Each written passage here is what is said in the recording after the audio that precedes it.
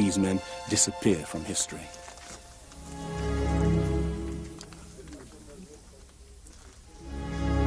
So, a sophisticated seafaring civilization that crossed the Atlantic centuries before Columbus.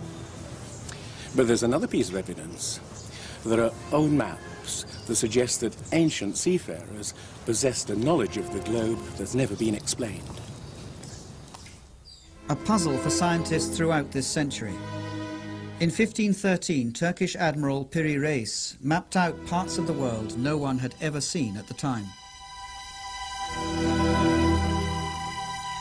Columbus only explored the areas of the Caribbean. He didn't get to South America. He didn't get down to this area of South America all the way down to Antarctica. He didn't get anywhere near this area. But these maps are showing all these features accurately well before Columbus or the European explorers have reached these areas. This map, which is centuries old, depicts the true configuration of Queen Maud's Land, which is now under nearly a kilometer of ice, and its true configuration wasn't determined until 1949. Unexplained. Cartographers have long pondered the strange projection used. It was found to resemble the one a modern nuclear submarine uses, which measures the world as it moves away from the center where it prowls. In this case, its center lay in Syene, Egypt, home of ancient cartographers. The map only seems distorted, but it accurately shows this part of the world. And there's more. To my mind, the most significant aspect of the Piri Reis map is the fact that it accurately depicts longitude, something that Europeans weren't capable of doing until the 18th century, but this is a 16th century map. Longitude.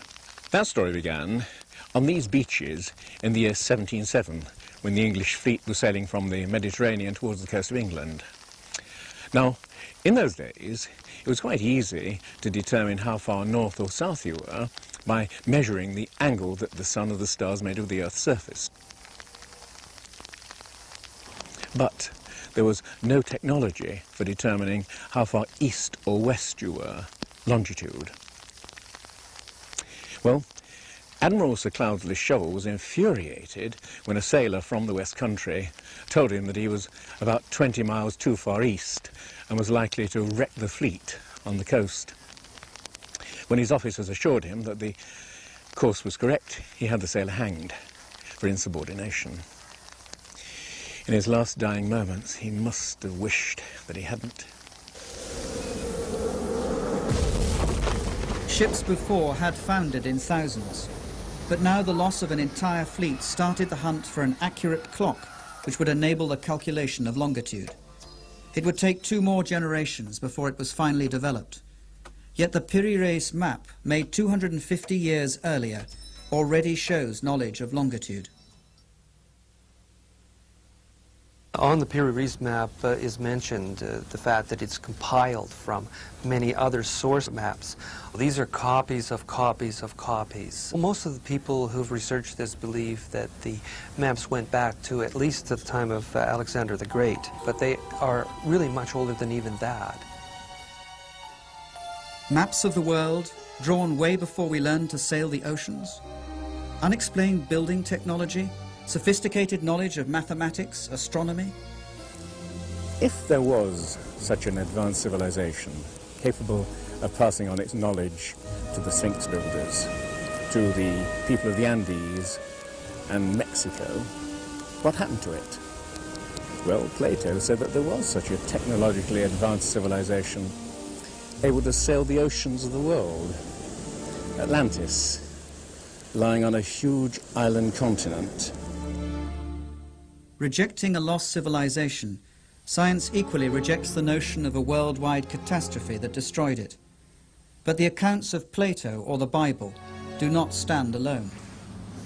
The Popol Vuh, the sacred book of the mines, speaks of huge tidal waves and floods, of skies that darken for months on end, of indescribable cold and black rain and hail. The ancient Egyptians talked of a time of chaos, floods and darkness, from which the gods emerged to shape the land of Egypt.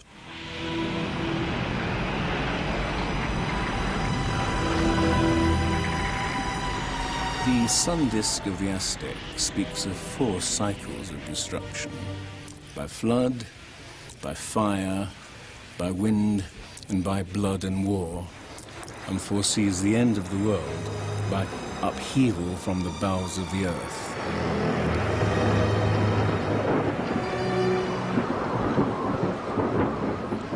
Myths from elsewhere in Asia and America speak of apocalyptic floods, of a deluge of fire from volcanic eruptions and earthquakes. They speak with a disturbing realism of a past that we can neither clearly remember nor entirely forget.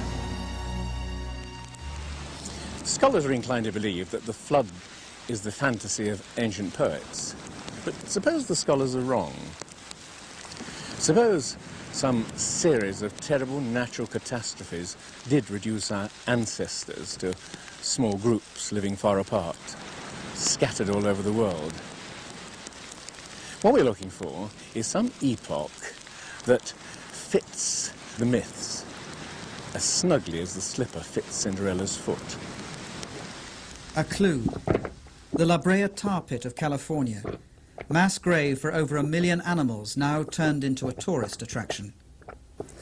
Well, deep below the surface here, you have the Salt Lake oil field. Asphalt seeps out through the cracks and fissures like a tremendous flypaper, and it catches animals in the asphalt. And we have incredible resources here from the animals that were trapped in this method during the last 40,000 years. The tar pits read like a book of ancient times, when animals abounded which we never thought of as indigenous to America at all. Mammoths, elephants, rhinos, giant sloths, saber-toothed tigers, even horses and camels. Then a huge catastrophe wiped them out, apparently within a few decades.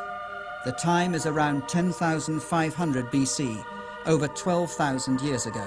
The big animals, any mammal larger than a coyote, largely became extinct within a few tens of years.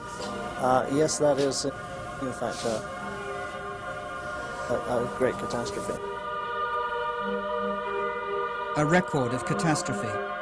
The end of the Ice Age, 10,500 BC, over 12,000 years ago. Temperatures that had remained relatively stable for thousands of years suddenly shoot upwards. A staggering increase of over 5 degrees in the twinkling of an eye, a period of 3 to 10 years only. That is the amazing discovery of scientists who drilled into Greenland's ice cap to investigate changes in the atmosphere. This Greenland ice core, that some people have called it the Rosetta Stone of climate, because to be able to see that climate can shift so quickly was really a major find. And that change occurred over maybe 3 years.